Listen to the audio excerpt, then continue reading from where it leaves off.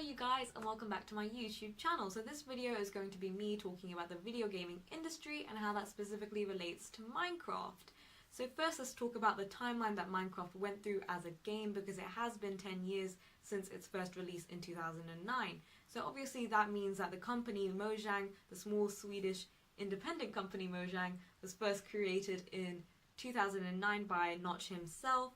And actually, after the prototype was finished, over 1,000 copies were sold in the first 24 hours, and approximately $250,000 worth of revenue were actually created in one day shortly after its release. So that just shows you the prevalence of this video game on its audience. But then afterwards, 2 years later, in 2011, its official launch had approximately 16 million registered users and over 4 million purchases. So again, this is showing that Minecraft is building up its wider audience. Now, then later it actually won the Game of the Year award in 2012 and was then bought by Microsoft in 2014. So afterwards, then in 2015, it became the second best-selling video game in the world. And that is extremely significant. So not only did Microsoft know that this video game was successful anyways, but it became even more successful after Microsoft had bought it. So then afterwards in 2018, so last year, approximately 144 million copies were sold across all platforms. So that includes things like mobile phones, Xboxes, PlayStations, and things like that. So that again shows you that Minecraft is becoming and was very successful. So in terms of Notch and who this person was, his actual name is Marcus Persson, and he created this game based on his childhood in Sweden. So the main intention of Minecraft was to create a game where you can have instant gratification but also be rewarded for hard work, and that's kind of like the main reason why he decided to make Minecraft a sandbox game.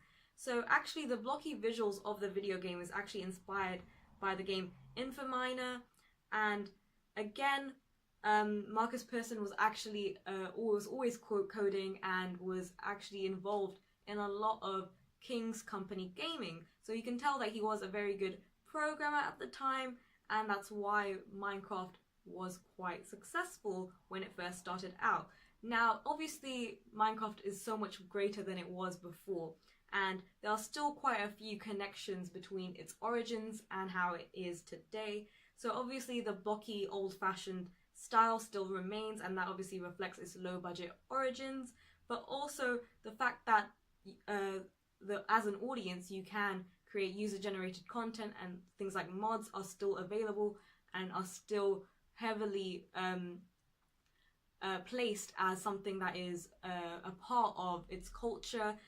So that obviously reflects how this game wasn't necessarily big to start off with. It was quite small. Again, there was like lots of fan and audience interaction within the game, so that's still prevalent today.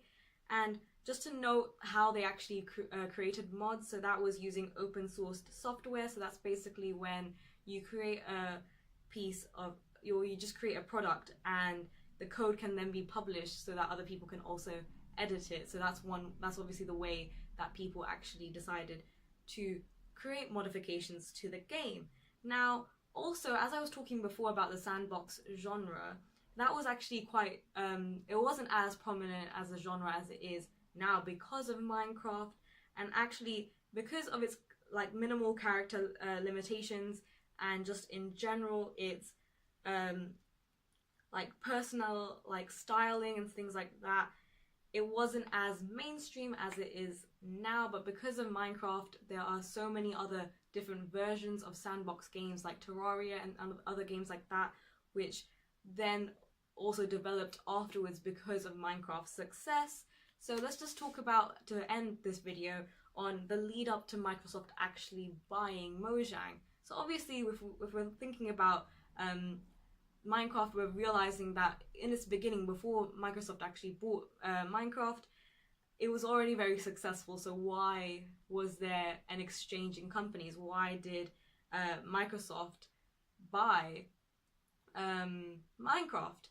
So Notch actually wasn't able to update one of the end of user license agreements, or the EULA, and that is basically a contract that allows, or actually states, that whoever actually made the game, so the contract between the licenser and the actual purchaser gives permission for the purchaser to actually use that open source software that I was talking about earlier in order to make modifications. Now obviously, because Minecraft was such a small company, such a small game, its audience was very interactive with it. So once this end of user license agreement was stopped, lots of people were getting angry, and Notch actually received a lot of hate comments and things like that on Twitter, like loads of death threats. So as a result, he just ended up trying to sell the game and not have to deal with it anymore. He actually did attempt to create another game shortly after Minecraft was sold, but I can't remember what that was. But Microsoft then obviously bought the game for $2.5 billion. That was obviously a very huge steal, because Minecraft is so much more worth $2.5 million. Now it's so big and it will continuously grow. So that is just a little introduction to the history of Minecraft. I really hope that was useful, so please give this video a like, and thank you for watching. So goodbye.